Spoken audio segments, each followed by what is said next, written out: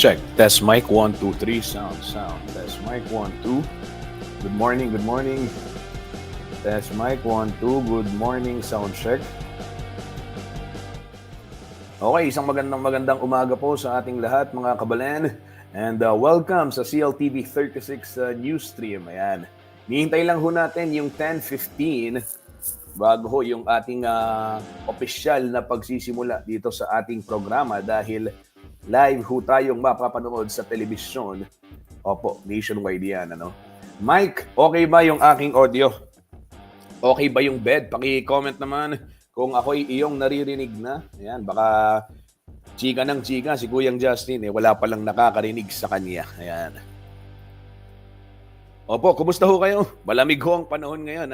Uso-uso ang ubo at sipon. Kaya naman doble ingat mga kabalen. Pero nung isang araw, sobrang init. Anong araw yon? Parang Sabado? Sabado ata, sobrang init. Sabi ni Russell Silos, ayan, huwag kang maniwala sa swerte. Malas yun. Ayan. Okay. Oo nga naman. Yan ho ang paniniwala ni Russell Silos. Ang aking katanungan kasi, naniniwala ka ba sa swerte? Ayan. Hindi ho ako manghuhula. Pero magbibigay tayo ng ilang impormasyon. Kung ano yung pinaniniwala ang swerte, lalong-lalo na ho ngayong papalapit ang Chinese New Year, o yung lunar year, yung bagong taon ho. Ayan. So,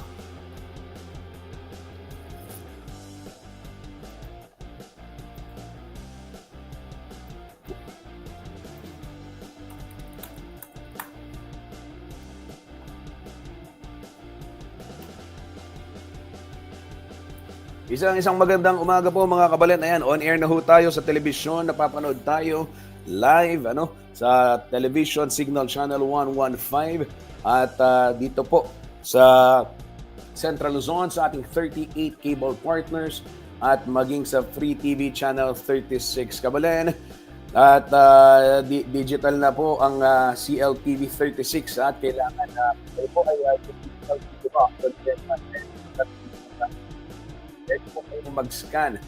Kung hindi nyo pa nasasagap yung magandang signal ng CLTV 36, you can try doing auto-scan just make sure that your antenna, yung pong antenna ninyo ay nakalagay sa isang maayos na lugar. When I say maayos, hindi po sa ilalim ng lamesa, kundi sa tabi ng bintana, di kaya naman sa mas mataas na lugar, pwedeng sa bakod o mas mainam kung sa bubong. Pero subukan nyo muna sa may tabi ng bintana kasi lalo na kung kayo ay nakatira sa isang mas mataas na lugar o dun sa kapantay nung line of sight, ika nga, sabi ni Engineer Kim, nitong ating tower, talagang kuhang-kuha po yan at masasagap ninyo ang CLTV.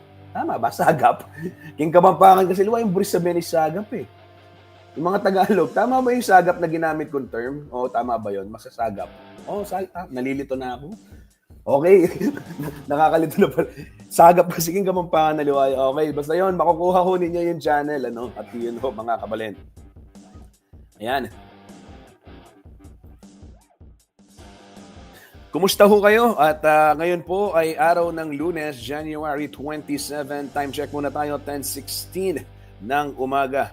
At mga kabalen, i-like, i-share, i-follow po itong ating streaming upang sa gayon maging updated ho yung mas marami sa ating mga kababayan tungkol po sa iba't ibang kaganapan dito sa ating rehiyon, mga kabalen.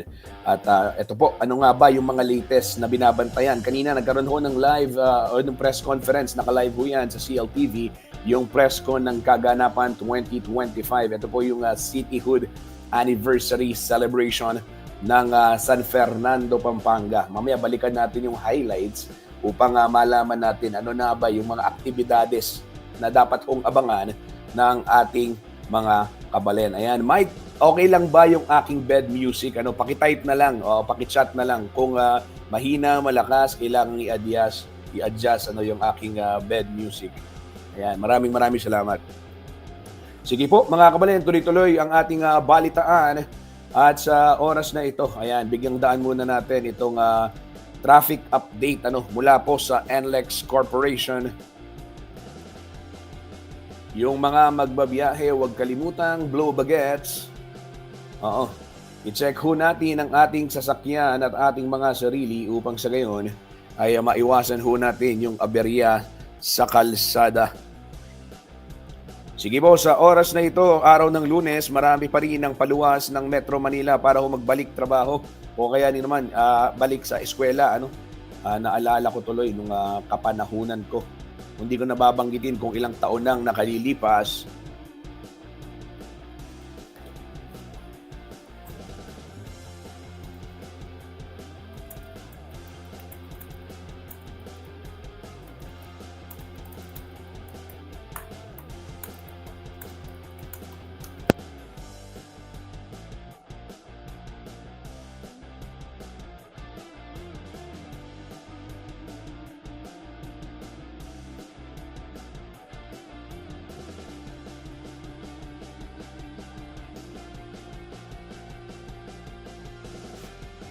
So mga kabalon, yung binabanggit ko ho kanina, ito, sige Mike, paki-check lang muna kung okay yung bed music ko. Ayan, oo, kung okay ba, naririnig mo ba?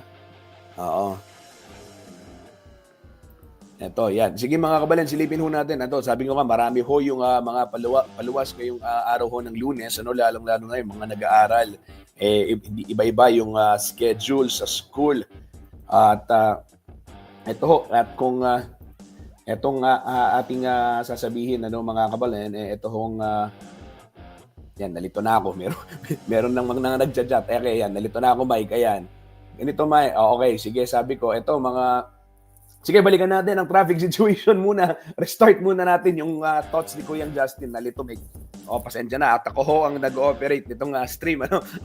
Sige, balikan natin itong traffic situation muna. Nalito tuloy ako. Ang sinasabi ko, tuwing yung traffic, ganito. Balik, rewind. Erase. Okay. Sige po, ganito. Diba, nung ako'y college, sabi ko, naalala ko, pag ganitong panahon, pasok ko noon 11:00 ng umaga, nung first year high college ako, sinasagad ko yung biyahe ko. Parang luluwas ako. Ayoko muna umalis ng bahay kasi homesick ka, di ba? Lalo na kung ikaw ay nagmamaraton sa Maynila. O kung ikaw ay doon na nagsistay, nag-aaral. So, napakahirap nung yung ganung sitwasyon, yung aalis ka, kailangan mong makipagsapalaran. 7:00 ng umaga, makikipaghabulan ka sa mga bus dyan sa may intersection pa nun. At meron din yung isang terminal, no? So, siyempre yung iba, mga standing na. O kaya naman, pipila ka ng pagkahaba-haba, dala mo yung iyong mga libro, dala mo ang iyong mga bags, di ba? Dala mo yung iyong mga damit para sa isang linggo. Okay, di ba? Shout out sa mga nakaka-relate dyan, lahat ng mga kaedaran ni Kuyang Justin, kahit yung mga di kaedaran, yung mga nakaranas din nung araw-araw o hindi naman kaya naman ay lingguhang pagko-commute para bumalik ng Maynila, whether para sa trabaho o di kaya naman ay para sa pag-aaral. Alob mo na mo, nakamama ko Pampanga. Huling ay Diyos ko. Insaganan mo po ka rin, katakot-takot, di ba mga kabalen? Yun ho yung ang hirap yung paalis ka pa lang, di ba? Ayaw mong naho-homesick ka na. Pero ganun ho talaga siguro. Kaya naman ngayon, dito na ho tayo sa Pampanga mananatili dahil ayaw.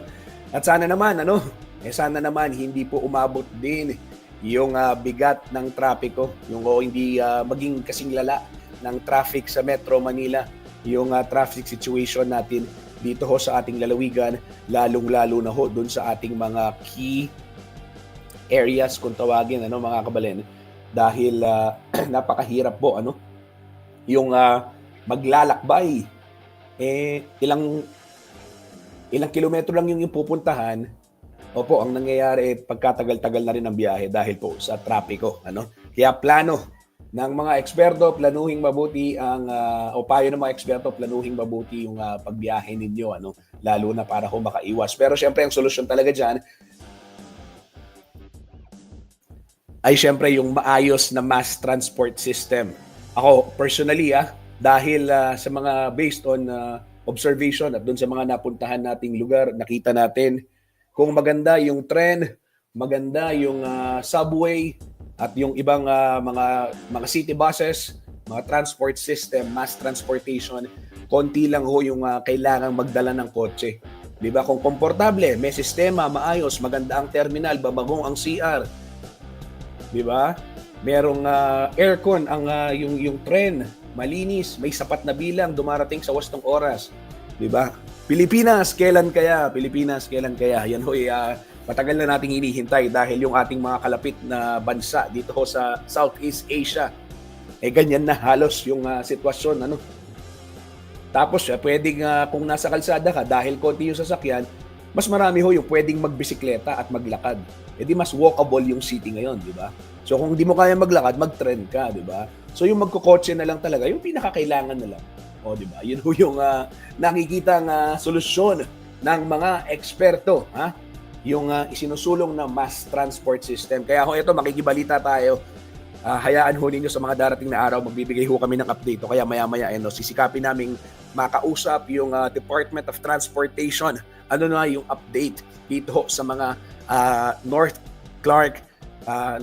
North-South Clark Commuter Railway, North-South Commuter Railway. Itong tren na magdurugtong sa Clark at dyan ho sa Calamba, Laguna o pagkahaba-habang tren yan. At inaasahan po mga kabalen, syempre magdadala ho yan ng economic growth at ginhawa sa ating masang commuter, sa ating mga kapatid na commuter na araw-araw hong nakikibaka dyan sa kalsada. At silipin ho natin yung sitwasyon sa mga kalsada. Narito na po ang latest traffic update mula po sa NLEX Corporation.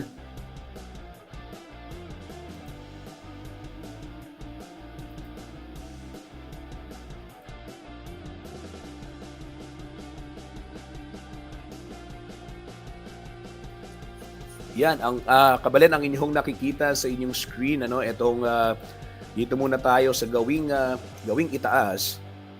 Opo. Left side muna tayo mga kabalen. Ito ho yung northbound lane ng Balintawak Toll Plaza. Sa mga oras na ito ay pagkaluwag-luwag ho ng sitwasyon diyan at ganyan din ho ang senaryo. Ganyan din ho ang senaryo dito sa ilang portion doon sa kabilang lane, yung southbound lane, maluwag din ho yung area diyan sa Balintawak Toll Plaza. Pagdating ho ng Valenzuela diyan sa may mapulang lupa, magkabilang linya, may volume ng mga sasakyan pero mabilis naman ang kanilang mga takbo at andar. At dito naman sa Mindanao Toll Plaza, maluwag ho ang Toll Plaza maliban na lamang sa konting pila diyan sa Cash Lane. Dito ho tayo sa ibaba, gawing kaliwa, nararanasan ho ang mabigat na daloy ng trapiko sa southbound area dito pong may Kawayan Interchange o yung southbound portion, yung patungo ho ng Metro Manila. Pero itong palabas ng Metro Manila o yung patungong norte, maluwag ho sa mga oras na ito, 10:26 ng umaga, January 27. Dito ho tayo sa Bukawe Toll Plaza, magkabilang lane. Nakatakip pala, tanggalin ko lang. Okay, sorry. Ito, pinapakita ko kanina itong heavy traffic dyan sa area ho ng May Kawayan Interchange. Ayan, zoom natin, Kuya Justin. Hindi nag-zoom Ayan. Oo, dito ho, yung nakikita ninyo, ayan. Yan po yung sitwasyon sa southbound lane yan ng May Kawayan Interchange. At dito naman ho tayo, kabalen, dito ho sa gitna, bandang ibaba pa rin, Bukawe Toll Plaza, magkabilang linya, may mga sasakyan, subalit mabilis pa rin ang kanilang andar. Ganyan din ho ang sitwasyon sa may area ng Siyudad San Fernando. Ito hong nakikitang sa gawing kanan, yan ho'y patungo ng norte. Oo, mabilis ang andar ng mga sasakyan, same as doon sa mga patungo ho ng Metro Manila o yung doon sa southbound lane ng San Fernando area ng NLEX. Kabalen, makibahagi ho kayo sa discussion at dito sa ating comment section at mamaya ipa-flash ko yung inyong mga komento. Gaya na lamang ho nitong comment ni ating kabalen na si Russell Silos o ni si Russell Silos dito sa ating question of the day, question of the week actually, kaugnay ho nitong pagsalubong sa Lunar New Year. Ito ho yung naniniwala ba kayo sa swerte Ayan. I-flash ko yung sagot ni Russell. Sabi ni Russell, huwag maniwala sa swerte, malas yun. Yan ho, kabalen, ang icebreaker. Okay yun Malas yung, hindi ako naniniwala sa swerte, malas kasi yun eh. Pero naniniwala ka sa malas. Okay okay yun Sige po mga kabalen, kung eto, swertihin ba tayo? Yung mga nagsampay ngayong umaga, swertihin ba sila? Sisikat ba yung araw hanggang mamayang hapon? Alamin muna ho natin yung latest weather report. Narito po yung forecast ngayong araw ho ng Lunes, January 27 mula po sa Pag-asa.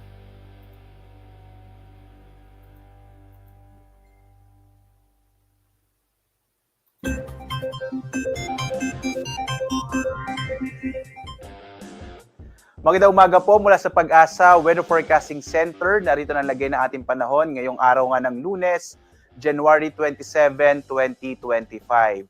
Sa ating latest satellite images, makikita natin wala tayong minomonitor na anumang low pressure area. Wala rin tayong bagyo sa loob at labas ng Philippine Area of Responsibility. At ngayon ng buwan ng Enero, malita po yung chance base sa pinakuling datos natin na magkaroon tayo ng bagyo. Samantala naman, ang pag-iral pa rin ng northeast monsoon o hanging amihan ay magdadala ng mga mahihinang pag-ulan, partikular na sa may bahagi ng Batanes. Habang ang nalabing bahagi ng Luzon ay makararanas ng mga isolated or mga pulupulong mga mahihinang pag-ulan. Pero generally po, fair weather sa malaking bahagi ng Luzon. Easterlies naman, ito yung hangin nagmumula sa karagatang Pasipiko, ang magdadala ng maulap na kalangitan na may mga pag-ulan, partikular na nga dito sa may silangang bahagi ng Visayas at ng Mindanao. At nakikita natin na muling iiral ang shear line sa mga sunod na araw dahil ang shear line po, ito yung banggaan, ito yung boundary sa pagitan ng northeast monsoon, ang malamig na northeast monsoon at itong mainit na easterlies. Kaya makikita natin itong bahagi, lalo na ng Eastern Visayas, sa mga sunod na araw ay magkakaroon po ng mga kaulapan na maaaring magdala ng mga katamtaman hanggang sa kumisa ay malalakas sa mga pag-ulan. Ang iba pang bahagi ng Visayas at Mindanao ay patuloy na makararanas ng mga isolated rain showers and thunderstorms. Yan ay dulot ng easterlies at mga localized thunderstorms. Dito nga sa Luzon, inaasahan pa rin natin ang mga mahihinang pag-ulan na dulot ng amihan, partikular na sa may bahagi ng Batanes. Samantala naman, sa labing bahagi ng Luzon ay patuloy na makararanas ng mga isolated o pulupulong mahihinang pag-ulan. Pero makikita natin, generally, fair weather, lalo na din sa may kanlurang bahagi ng Luzon. Agwat nga ng temperatura sa luwag, 21 to 30 degrees Celsius. Sa Tuguegarao, 22 to 31 degrees Celsius. 14 to 24 degrees Celsius sa Masabagit. Inaasa natin na patuloy na maaaring bumaba ang temperatura sa may bahagi ng Cordillera. Ito yung area ng Baguio. Sa Metro Manila naman, 23 to 32 degrees Celsius. Sa Tagaytay, 21 to 30 degrees Celsius. Habang sa Legazpi, 23 to 30 degrees Celsius. Sa may bahagi naman ng Palawan, Visayas at Mindanao, is naasahan pa natin ng mga localized thunderstorms sa may area ng Palawan, mga isolated rain showers and thunderstorms. Agwat ang temperatura naman sa Calayan Islands, 25 to 32 degrees Celsius. Sa may Puerto Princesa, 25 to 32 degrees Celsius. Malaki naman yung tsansa na magiging maulan sa may bahagi ng Eastern Visayas. Ito ay dulot ng easterlies at eventually ay magkakaroon tayo ng shear line. Iiral lang shear line na magdadala ng mga pag-ulan sa may bahagi ng Eastern Visayas hanggang Central Visayas sa mga susunod na araw. Samantala naman, mga isolated rain showers and thunders mararanasan dito sa may Negros Island region, sa may area ng Western Visayas at Central Visayas. Agwat ang temperatura sa Iloilo, 26 to 32 degrees Celsius. Sa Tacloban, 25 to 31 degrees Celsius. Habang sa Cebu, 26 to 31 degrees Celsius. Samantala, dulot din ng easterlies ay inaasahan din natin ang malaking tsansa ng mga pag-ulan sa may area ng Caraga, partikular na sa Dinagat Island, Surigao del Norte at Surigao del Sur. Malaki rin yung tsansa ng maulang panahon, partikular na sa may lalawigan naman ng Davao Oriental. Sa nalalabing bahagi naman ng Mindanao, mga isolated rain showers and thunderstorms ang mararanasan sa araw na ito. Agwat ang temperatura sa Zamboanga, 24 to 33 degrees Celsius. Sa Cagayan de Oro, 24 to 31 degrees Celsius. Habang sa Davao, 24 to 33 degrees Celsius.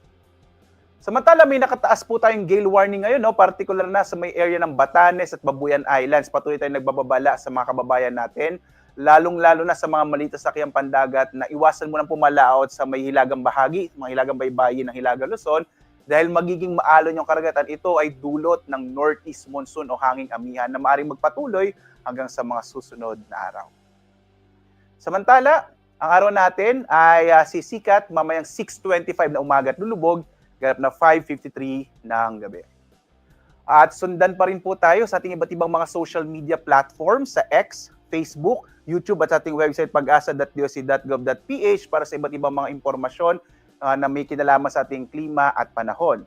At on behalf ng Pag-asa, nagpapasalamat din po tayo, lalong-lalo na sa ating mga LGU, particular na sa mga Disaster Risk Reduction Management Office na nagtumutulong po sa atin na magbahagi ng mga impormasyon tungkol sa lagay ng ating klima at panahon, lalong-lalo na po dyan sa may bahagi ng Ahoy sa lalawigan ng Iloilo. Maraming salamat po sa inyong pagsuporta. At live na nagbibigay update mula dito sa Pag-asa Weather Forecasting Center. Ako naman si Obet Badrina. Maghanda po tayo lagi para sa ligtas na Pilipinas. Maraming salamat po.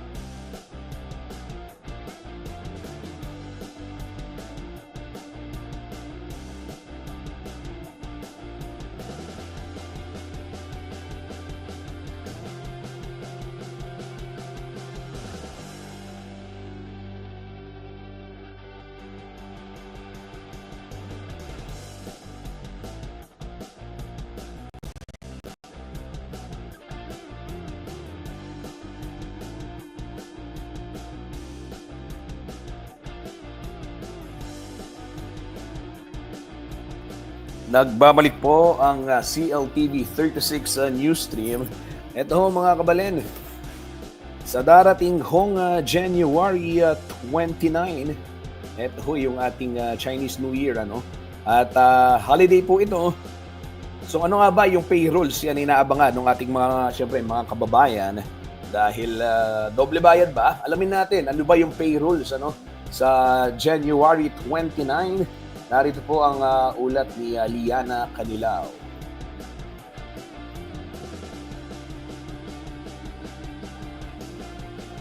Ay, wait lang po, hindi ko na-play ito.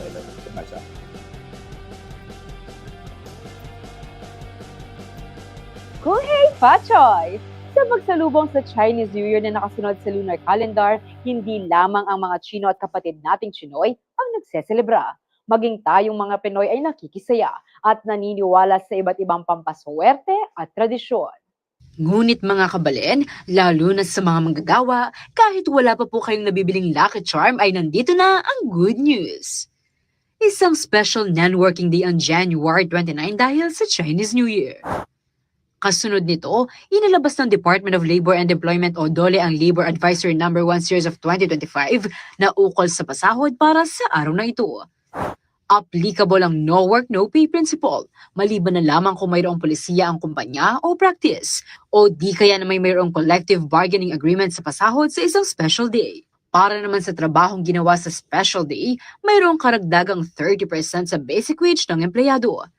Mayroon ding karagdagang 30% sa hourly rate para sa overtime work.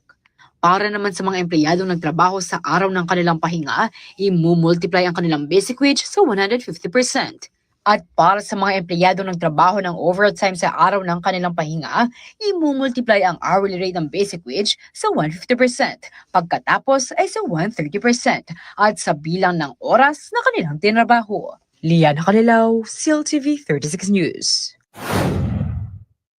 Kung hey, Pachoy! Ayan ho, mga Sa magsalubong kababayan, sa Chinese New Year na paalala nakasunod sa sa atin lunar ni calendar, Liana. hindi lamang ang mga Oo, Chino at kapatid nating ito Chinoy hong ang kaugnay ng holiday pay, ano? Ngayon pong Chinese New Year, ayan. At magandang malinaw ho sa ating mga kababayan yan. At syempre, malinaw sa mga employer at maging sa mga empleyado. Ayan.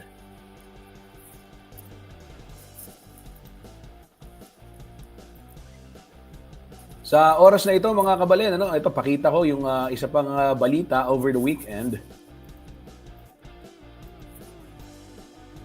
Etong ating kababayan. Oo, kababayan ho natin. Ito, ha. Laging pinapanood eh. Marami hong mga nakatutok. Oo, gaya na lamang ng aking may bahay. Tutok na tutok ho dito sa naging reality show dahil Pinoy. Itong nagwagi. Ha? Opo, mga kabalen, tama ho kayo. Si JL Gaspar, isa po sa mga miyembro ng P-pop group na Plus, ay magde-debut. Ha?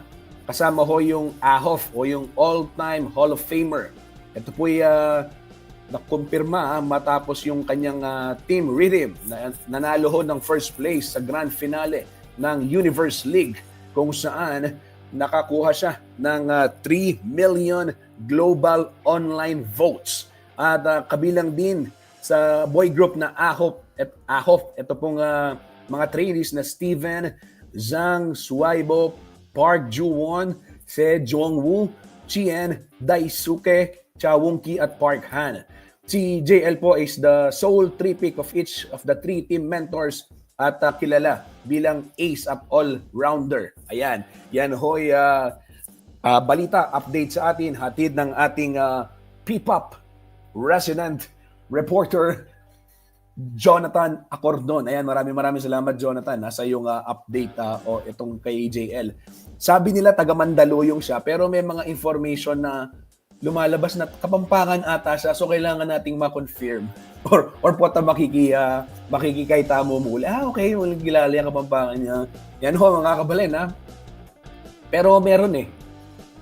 Sige nga, paki-confirm sa lahat ng mga P-pop fans na nanonood, ano? Jonathan, may idea ba kayo kung Kapampangan nga si JL Gaspar? Ito.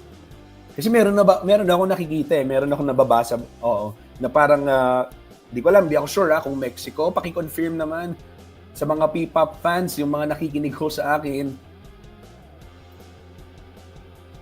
Kung para humalaman natin, ano? Yan mga kabalen, isa ho yan doon sa mga naging highlight nitong itong weekend sa mga lalong-lalo na doon sa mga fans ng P-pop. At syempre, yung mga nakatutok din sa P-pop, tutok na tutok din yan dito sa ating Finding Phoenix. Yan mga kabalen, bigay tayo ng update. Ito naman, hindi naman ho ito P-pop, pero congratulations sa pinakabagong MUPH Miss Universe Philippines. Ayan, Pampanga. At wala pong iba kundi si Binibining Santa Tomas Krisha Iko. Ayan. Congratulations kay Krisha at syempre sa kanyang mamita, handler. Wala pong iba kundi si Marvin Dugs Caminares, ang atin pong makeup artist din dito sa CLTV. Congratulations Dugs Nalilito na tuloy ako kung sino yung pinakamaganda sa Santo Tomas at sa Pampanga ngayon. Kung si Chris siya ba o ikaw. Yan yung aking concern. Pero ito mga kabalen, nagtagumpay ho itong pambato ng bayan ng Santo Tomas, Pampanga. Oo, dito ho sa MUPH, no? Ito ho yung ilan sa mga larawang kuha ng ating kasamang si Liana Canilao.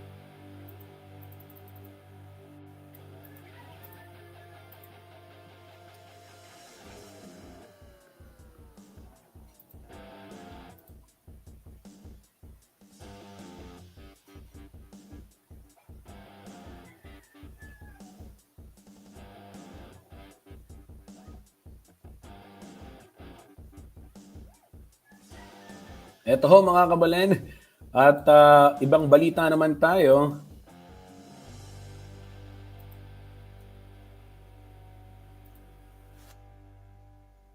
Usap-usapan ho ngayon sa social media, itong, pahayag po ni Chairman social media. Ito po, Pampanga, Fernando. Ito ang naging pahayag ni PAMCHAM Chairman Rene Romero. Dito lamang pong last week, kaugnay ho yan o kasabay nitong induction ng Central Luzon Media Association, kung saan sinabi niya na personal niyang sinusuportahan si dating Lubao Mayor at dating board member Maylene Pineda Cayabyab para sa mayoral race sa San Fernando, Pampanga. At eksklusibo hong hininga ng panig ng CLTV 36 News ito pong alkalde ng siyudad San Fernando, Mayora Vilmacluag, at ayon ho sa kanyang kampo, ito ho ang kanyang naging pahayag, respetuan tamo, ninuman ing borida ding tao. Nilinaw naman ni Romero doon sa naging interview po sa kanya ng ating kasama si Paulo G. Santos na ang kanyang pahayag ay personal choice at hindi po stand ng buong Pampanga Chamber of Commerce and Industry Incorporated o PAMCHAM.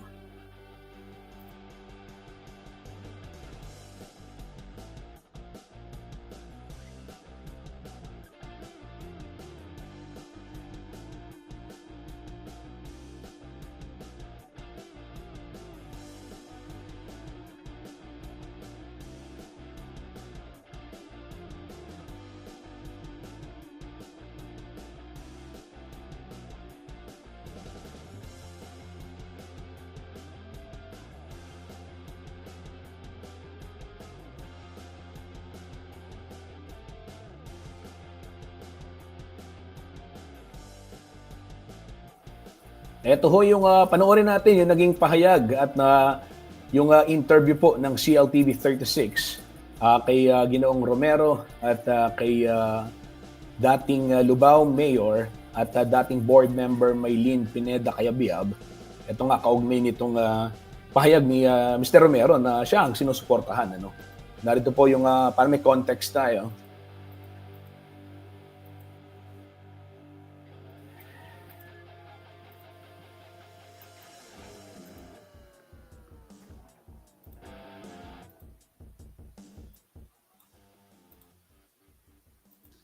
Of course, my mayor sa San Fernando, Maylene Pineda Cayabyab.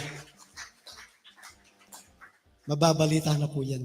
Unang-una, nakakataba ng puso na marinig na ang chairman ng PAMCHAM ay tinawag tayong my mayor. Salamat, Tito Rene, sa tiwala mo, hindi lang sa akin, yung sinabi mo, my mayor, kay Gob, kay Nanay, sa liderato ng mga Pineda sa probinsyang Kapampangan. Ako po, nung mayor ako, ang business sector, pinapahalagahan po natin yan. At lalong-lalo na pag kumukuha sila ng permit, inaalalayan po natin sila. Lalo na pag unang buwan ng taon, nakatutok po ako dyan. Talagang gusto ko ma-implement ng mahusay ang one-stop shop. So, naniniwala din ako na itong mga to dapat bigyan ng pagkakataon na makapagbigay ng mga suhestyon, ng kanilang mga ideas para lalo pang maging progresibo ang ating syudad. So sa lahat ng mga business sector po, kung sakali po na papalarin, asahan nyo po na magiging katulong nyo po ako kaantabay sa progreso po ng ating syudad. Personal, my, it's not our, no? So, kasi nakikita ko naman ang kakayahan niya. At madalas kaming mag-usap, sinasabi niya sa akin yung mga aspirations niya kung sakali siya ay uupo as mayor. So sabi ko, I am available kung sakali. Kasi kami sa Pampanga Chamber, kapag election, kanya-kanya kaming pipili. No? We don't represent the whole chamber. But sometimes meron kaming anong tawag doon, nasusway, no? Kaya nga papatukin di takbo. Pero ninuman ing menyambut, luklok, ne? Whether binoto miya o binoto kya o alike, potang luklok ya makipag-cooperate kami. Kasi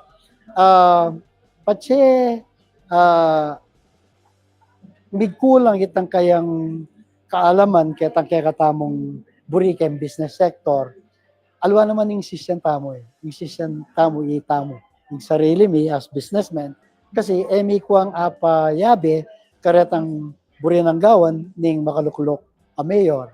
So, kaya kaming policy is that whoever wins, watang linuklok ne, we will cooperate, we will support, and for the development of the city or the province. Kaya kung makita ninyo, kung sino man ang nanalo, nandun kami Pupunta kami sa mga opisina nila. No? But ang hinihingi lang namin is that sana, total right of suffrage tayo, kasama yan. Pagdating ng election, pabayaan naman nyo kaming pumili.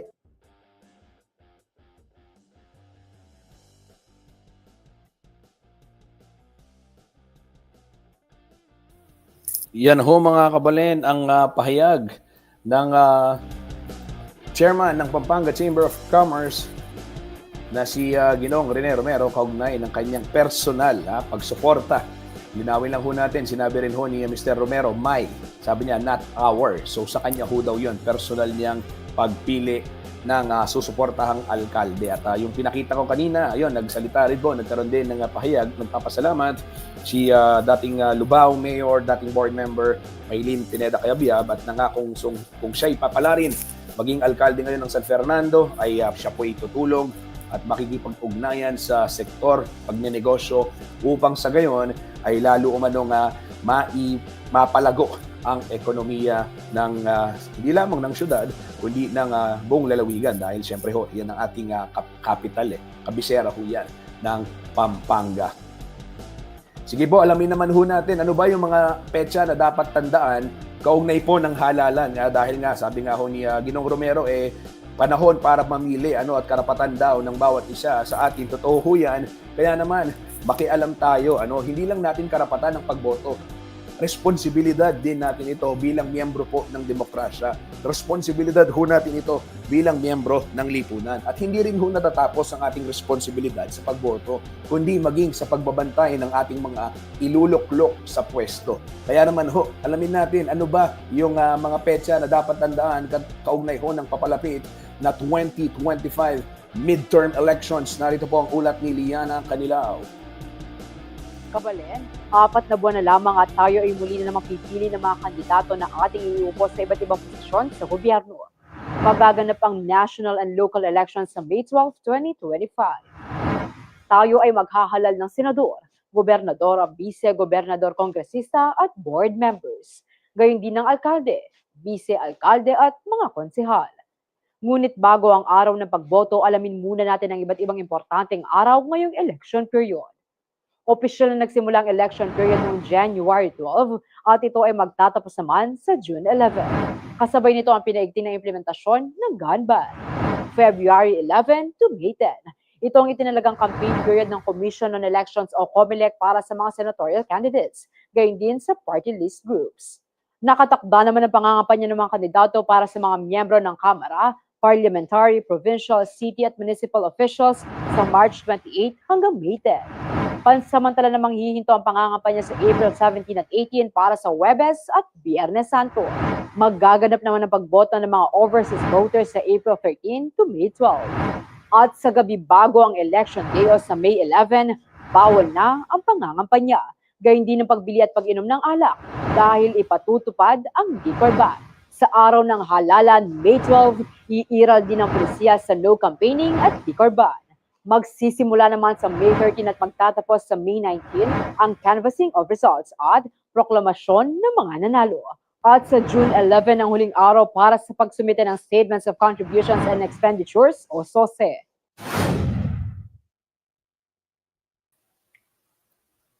Ayan.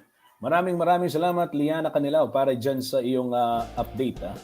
At yan ho mga kabalen, yung mga petsa na dapat nating tandaan kaugnay ho ng darating na halalan. Ayan. Dapat ngayon pa lamang, nakikita na ho natin kalawat kanan yung mga posters, pero magandang mapakinggan natin yung kanilang mga plataforma. Diba? Para nagsagayon, makapagsimula na tayong maglista. Ayan. At asahan ho ninyo, tumutok lamang dito sa CLTV 36 News dahil ang buong pwersa ng CLTV 36 po ang maghahatid sa inyo ng mga balita at impormasyon kaugnay ho ng midterm elections, lalong-lalo na. Kabalen, Siyempre, apat na focus tayo dito ho sa ating lalawigang Kapampangan, dito ho sa Pampanga. Yan ho yung balita na hindi nyo makikita sa mga balitang pinapadala nyo sa mga sa TV station sa Metro Manila. Na ika nga, siyempre nakafocus itong local media sa mga balitang lokal. Ayan. Kaya naman, tutok lamang ho kayo sa CLTV 36 para ho sa mga iba't ibang update. Kaugnay ho ng pagbabantay natin ng halalan. Ayan.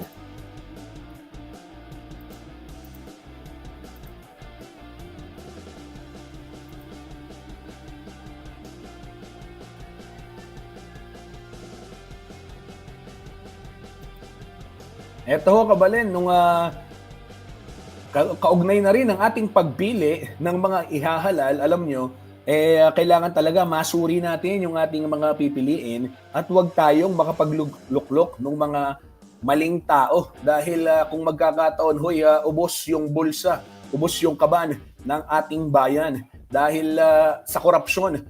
And speaking of corruption, eto ho, yung binabanggit nga natin nung isang araw, naging poll natin to kung pabor ka ba sa death by firing squad. Speaking of corruption, ito, balikan natin, sakaling hindi pa ho ninyo nababalitaan, isang kongresista ho yung nagmungkahi na i-firing squad, yung mga mapapatunayang nagkasala o nagnakaw sa kaban ng bayan. Narito po ang ulat.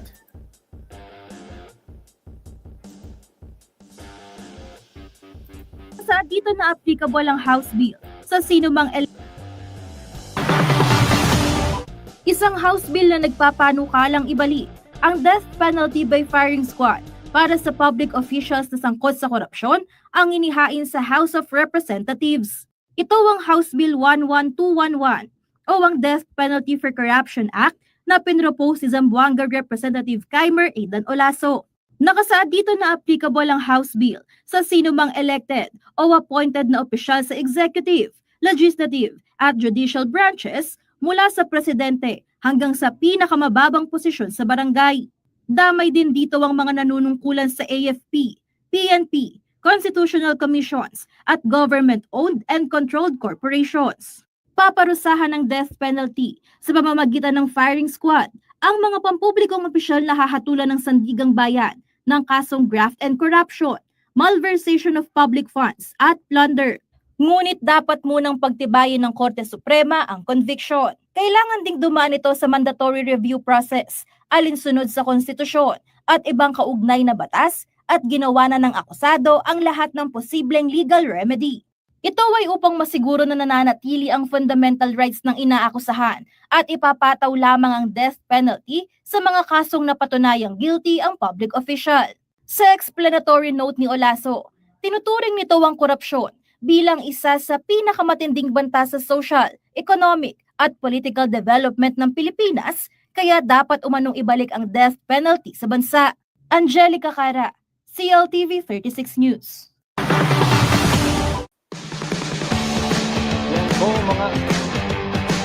Yan ho mga kabalen ng anukala, ano?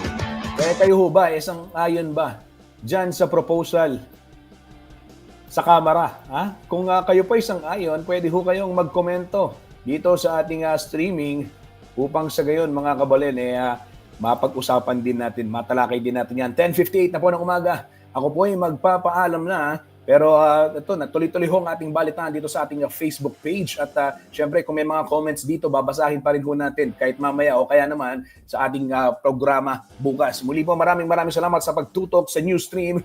Mag-ingat ho tayo, like, share, follow ito pong mga social media pages ng CLTV 36. Ingat ho tayo. Happy Monday!